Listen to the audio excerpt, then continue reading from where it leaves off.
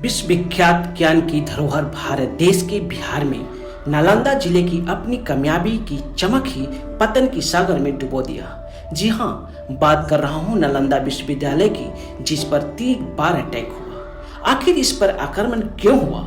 न तो यह कोई राजा का किला था और न ही कोई जमा किया गया खजाना का भंडार। वो तो एक ज्ञान प्रचार प्रसार का विश्वविद्यालय था। दोस्तों, आज इन सवालों का जवाब देने की कोशिश करते हैं। बने रहिए इस वीडियो के अंत तक। नालंदा विश्वविद्यालय की स्थापना गुप्त शासक कुमार गुप्त प्रथम ने किया था। नालंदा संस्कृत के 3 शब्दों से मिलकर बना है, ना, अलम, दा। इसका मतलब न रुकने वाली ज्ञान का प्रवाह। इस विश्वविद्यालय में 10,000 छात्रों को पढ़ने के लिए 1500 अध्यापक थे। छात्रों को शिक्षा, आवास, भोजन के साथ चिकित्सा भी निःशुल्क था। यहाँ चाइना, कोरिया, इंडोनेशिया, पर्शिया, तुर्की, श्रीलंका जैसे देशों से पढ़ने आते थे। यहाँ छात्रों को बेहतर शिक्षा के लिए 90 लाख पुस्तकों का भंडार था। यह भंडार 9 मंजिला विराट पुस्तकालय, जो रत्नरंजक, रत्नोदरी, रत्नसागर नामक विशाल भवन में स्थित था। यहाँ छात्रों को रहने के लिए 300 कक्ष थे। पूरा परिसर एक विशाल दीवार से घिरा था, जिसमें प्रवेश के लिए एक प्रमुख द्वार था। उत्तर से दक्षिण की ओर मठों की कतार थी। उसके सामने अनेक भव्य स्तूप और मंदिर भी थे। मंदिरों में भगवान बुद्ध की प्रतिमा स्थापित थी। इसमें 7 बड़े कक्ष और 300 अन्य कमरे भी थे। इसमें कई मंजिला मठ हुआ करता था। कमरों में सोने के लिए पत्थरों की चौकी एवं प्रत्येक मठ के आंगन में एक कुआं बना हुआ था।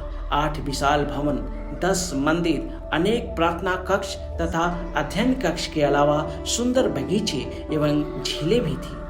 अब आ जाते हैं मेन सवाल पर। नालंदा पर आक्रमण कौन और क्यों किया? इस विश्वविद्यालय पर प्रथम बार आक्रमण स्कंदगुप्त के समय मिहिर कुला के नेतृत्व में हुनस्क ने किया था, लेकिन इसे आक्रमण के बाद और भी भव्य विस्तार कर दिया गया। दूसरा आक्रमण बंगाल के गौदास राजवंश के द्वारा किया गया। इस आक्रमण के बाद बौद्धिस्ट हर्षवर्धन के द्वारा पुनः निर्माण कर दिया जाता है। तीसरा और सबसे घातक हमला बख्तियार खिलजी के द्वारा किया जाता है। आइए जानते हैं कि सबसे घातक कैसे हुआ।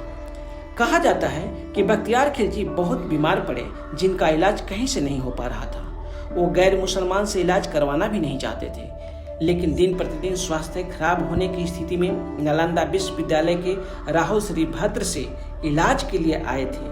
पर गैर मुसलमान की नफरत कमा नहीं था, इसलिए इलाज से पहले एक शर्त रखा कि हम आपका दवा नहीं लेंगे, हमें बिना दवा का ही ठीक करना होगा, और इस पर अड़े रहे। काफी कोशिश के बाद उन्हें कुरान पढ़ने की सलाह दी गई और रोज कुरान पढ़ने से धीरे धीरे ठीक होते देख लोगों में विश्वास और भी फैल गया था। दरअसल प्रतिदिन कुरान पढ़ने का मतलब हर पेज पे दवा का लेप लगाया हुआ था, जिससे वो पूर्ण रूप से ठीक हो गए थे। यही बात बख्तियार खिलजी को काफी आक्रामक बना दिया। उसे लगा कि इतना असरदार और बढ़िया हकीम हमारे यहाँ क्यों नहीं है। इसी जलन के कारण यह भयानक तांडव में इस विश्वविद्यालय को विध्वंस कर सभी स्कॉलर्स को जिंदा जला दिया गया। कई अध्यापक को भी जला दिया गया। यहाँ मौजूद विश्व का सबसे बड़ा पुस्तकालय में आग लगा दिया गया था, जो 3 माह से भी ज्यादा आग जलता रहा, और आज भी नालंदा अतीत के प्रकोप से सराबोर खंडहर का एक झलक बनकर रह गया।